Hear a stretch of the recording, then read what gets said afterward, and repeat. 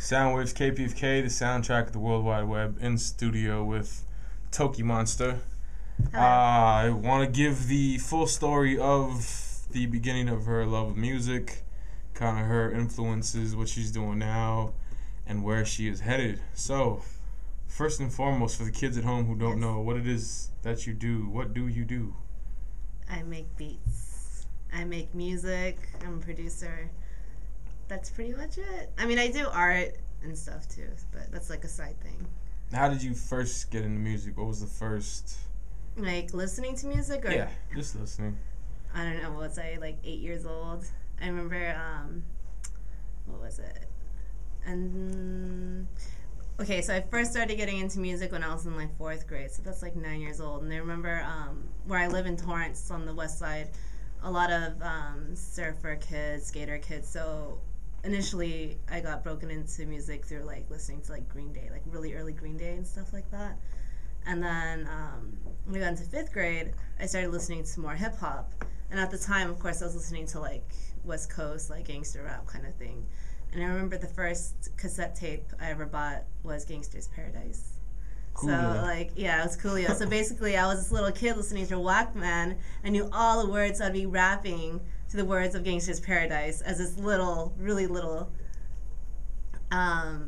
kid. And if I think about it now, I probably look pretty goofy. And then, of course, as I got older, then I started realizing, oh, there's so much more. I started getting into, like, then I started getting into more, like, gangster rap, like West Coast, like, some really, like, you know, Brother Lynch? Yeah. Yeah, I was listening to stuff like that. But I'm not, like, a thug kid, or I was never, like, a real bad kid, so I'm just, like, this random kid that, like, listening to that kind of stuff. And then with the invention of the net, started listening to more Wu-Tang, and then getting into more, like, you know, at the time, underground hip-hop. Now that kind of term doesn't really exist anymore, but I was listening to, like, you know, Digable Planets, most stuff, like all the staples, and getting into more like backpacker hip hop too. Then I was listening to like Atmosphere and all that Def Jux, Rhyme Series stuff. Yeah. And then of course, throughout all of this, of course, I'm still listening to like Detroit hip hop, like Dilla and all the people that he's worked with. And I guess as I got older, transitioning into making beats. Basically, I was in college. A friend of mine suggested that I start making beats because we would always go to shows together, and he installed like some really like ghetto kind of software. It was like Fruity Loops or something. So he installed that into my computer and like showed me like the very beginning, like rudimentary, like this is how you program drums. You click in all the lights, and then from there basically I kind of surpassed him because I guess he never really stuck with it, but I stuck with it. And when I made beats, though, it was purely just a hobby. And I did it for myself because I liked doing it. I liked being able to make music that I wanted to hear. And that was kind of where it started off. Like, I wish I could hear more music like this, and I would go and make it. And I started showing friends of mine, but I didn't really know that many people that were, like, really active in, like, LA hip-hop and stuff. But then I started working with, I started meeting more people, more local people, and I basically put out a couple 12 inches with a rapper named Shingo 2, who is a pretty big MC in Japan, and over here, like, he's worked with all the Anti-Con and like Living Legends and stuff like that. And then from there I started doing beat battles at the Blode. Or no, not beat battles, like they would have like showcases.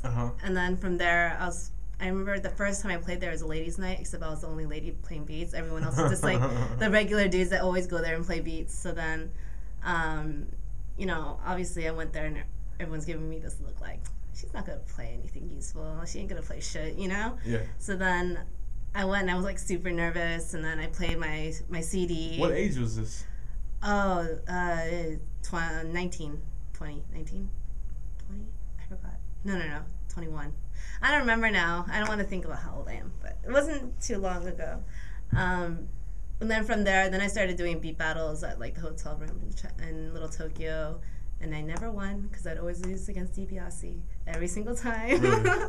The most I got was like I got to final round, and then I was put up against DiBiase. I can't beat him in that atmosphere. Like, I'm not that good at doing battle beats. It's like a style thing, but And then, of course, like Low in Theory, became friends with everyone. Because, you know, once you're active and you see everyone around, you become friends with everyone. And then... Is this just through you going to shows, or are you hollering at people via MySpace? Or? No, it was actually through... Let's see, how did I break into it? I guess partially it was through working with Shingo. And I met Shingo through a mutual friend of ours who does a clothing label called Foreign Family. And then I met a guy named Mike Gao, who... is also a beat maker. He did an album with Mestizo through a college friend, and then he told me about all these beat battles because obviously he's been doing them. Like he won the first Blood beat battle like ages ago, but through him I started like finding out about more of these spots. And then I don't know, if I think about it, it's just more like being in that atmosphere. You just start to meet people. It wasn't even really through the web, because like the only people that I've ever hit up on the web were people that hit me up or people that are not from LA. But in LA, it's like if you're a producer, you guys always see each other because you go to the same spots to listen to beats and to play beats. You know? And did it not even kind of factor in the fact that you were a female? Was it just? Oh, no. Yeah, that's the reason why people recognized me, because they're like, oh, you know, I guess from what I hear, there's like there was word going around like, oh, did you see there's like Asian chick that plays beats and blah blah blah. And from there, when I would go to places, I would see and people would be like, oh, hey, you know, your beats are really dope. And then I think that's usually how it starts off, you know. You hear someone else play beats and you go and you give them dap, you know.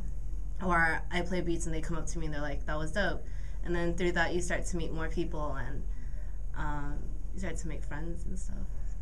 So currently you have an album that's out already, right? Yeah. I actually have an EP that was out in April, and that was through a UK label called Ramp. And Pudge just put out a really good album on that label too recently. And my current album, first full length, was on a Japanese label called Art Union. And next year, I'll have my Brainfeeder album out. Now, how many tracks is the current album? 14. One of them is a remix, so it's 13 tracks plus a remix. How was that creative process? Was it just kind of stuff that you've been working on, or were you like, okay, I'm gonna sit down and put an album together? For that particular album, it was more like stuff I had been working on. In the future, I'm gonna do things that are a little bit more concept oriented because I want my albums to be a little more tighter. I think that's one of the downfalls. Like, I can say the music on that album is good, but I wish, as the artist that made it, that it tied in a little better together. So in the future, of course, I think there'll be a more like consistent kind of sound signature on it. This one was a little bit more, you know, some of it was a little bit more electronic and grimy, some of it was a little more like traditional hip hop. But it was a good mixture of both. That's why I called it Midnight Menu, because I made all the tracks after midnight, so they have kind of a vibe, you can kind of feel it. And Menu because you kind of get your pick depending on what kind of person you are. You might like different aspects of hip hop and you might like different aspects of the track. So like on this album, you will like at least one track on here that kind of applies to you, I think. Well, that's a testament to your work ethic, because most people would be, I mean, some people are on the opposite. They're just like blatantly feeling themselves. Like, all the shit I put out is tight. My mom likes it. My dad likes it. I think it's like a hip-hop mentality, though. You have to kind of act like, yeah, you know, you're the shit. You have to have a winner's attitude. And, like, I kind of have that, but I don't want to be full of crap either. So, I know that the songs are cool. People say they're cool. And people can critique them. And the people that critique them, like, negatively, I kind of understand why, too. I don't know. I always want to make sure that, like, I stay not low to the ground, but just realistic and understand what I'm doing so that you can grow. Because if you don't know the ways that you're not good, how do you improve? You know, if you think you're already the shit, then how are you gonna be better than that? You know. True. You'll never grow. Now, how did you link up with the Brainfeeder camp? Well, after all the, you know, being active in like the local scene and stuff like that, basically I became friends with everyone that was already in it, and then I had been looking for a label to release something on. Like, I was approached by a few Japanese labels.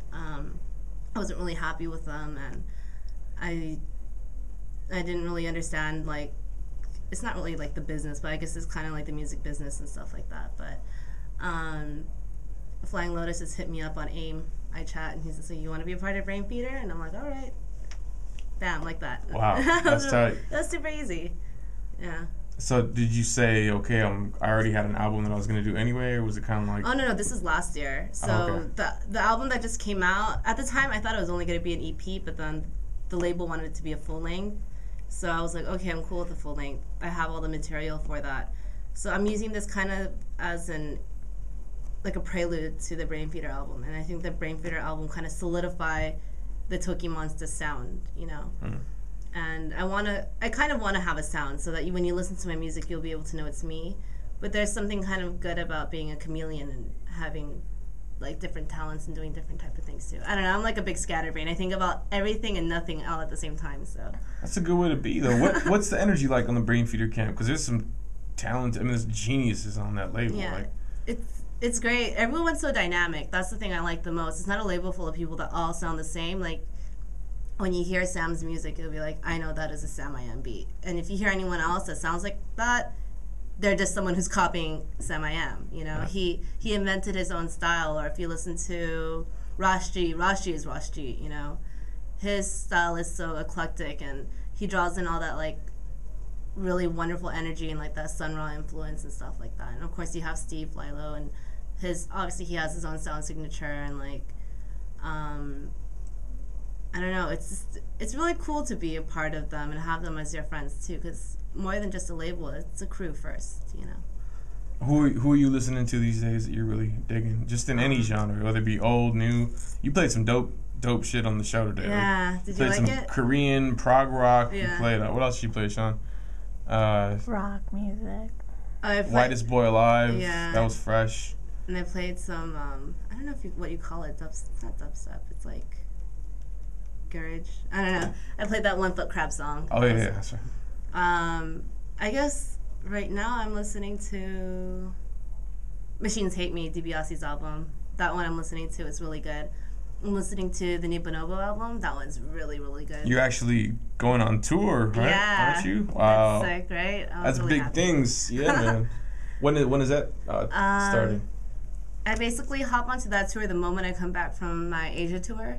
So you got an Asia tour lined up? Yeah. That's starting the middle of October till the beginning of November, because I have to go out there to kind of promote my album, because my album is mostly a Japanese release, and everywhere else it's kind of more like an import.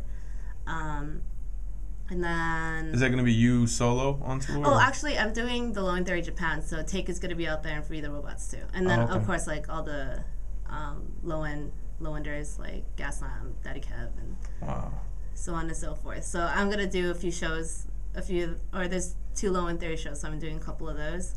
All the rest of them, it's just me. And I'm jumping on the Bonobo tour on the 9th of November. And how long is that for? Until the 1st of December.